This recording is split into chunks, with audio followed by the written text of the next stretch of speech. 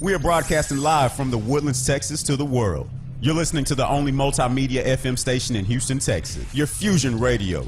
Top 40s, dance, Latin, country, pop, rock and roll. All in one station. Mixing genres and generations. You're listening to KNLY New Waverly, Texas. 91.1 FM, The Boss. We got Valessa Winslow, and she's an author, a speaker, a trainer, and a coach. And she's also an Air Force veteran, I think 22 years, you told me? That's correct. Thank you for your service, first of all. Thank you. And you talk about your theme of this, is we're going to talk about die to live. Now, most people say live to die, but you're saying die to live. Mm-hmm. Give us an explanation of that. Die to live. A lot of times what we go through is emotional trauma, mm-hmm. and we want to get rid of that pain. And how we're going to do that, it is called die to live, because you got to literally die about what your past is and move forward to living and have a vibrant life. So give us some backstory on why you have so much passion on this subject. Well, I myself went through trauma. Okay. I had gone through some traumatic experiences with my life, so I chose to put pain to paper. Would you like to elaborate on anything so a listener may have that same issue or something that you can walk them through? Well, the first thing I did, I had to look myself in the mirror, and I had to know that I was messed up in so many things. Growing up as a child, I was raped at the age of 13, and I did not know how to deal with that situation. So what I did was I stayed in a shell. Okay. And I didn't get out of it for a long time. I kept my secret silent for 33 years. Wow.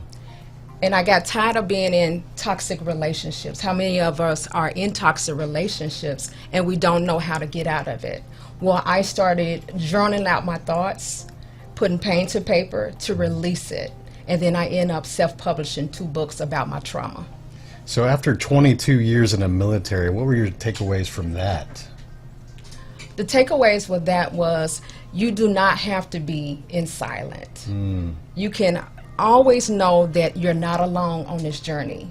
There's so many people out there in the world that does not know how to deal with that, but the power of sharing your story is so critical to anyone that has gone through it. What people need to realize is that, number 1, it's not your fault. Number 2 is that you can go into many resources that'll help you through your journey. And number 3, once again, journaling out your thoughts to let yourself know that you can begin the healing process. So what do you think keeps most people from being vulnerable and sharing those tragedies or bad events in their lives?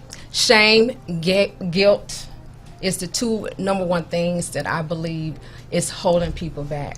Shame and guilt. Okay.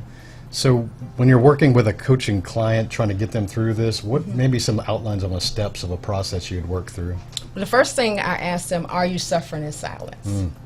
And then what I also do is have them write a fearless letter to their abuser and read it out loud and then journal out your thoughts. Because that is so powerful when you can write a fearless letter to your abuser and read it out loud and start journaling out your thoughts.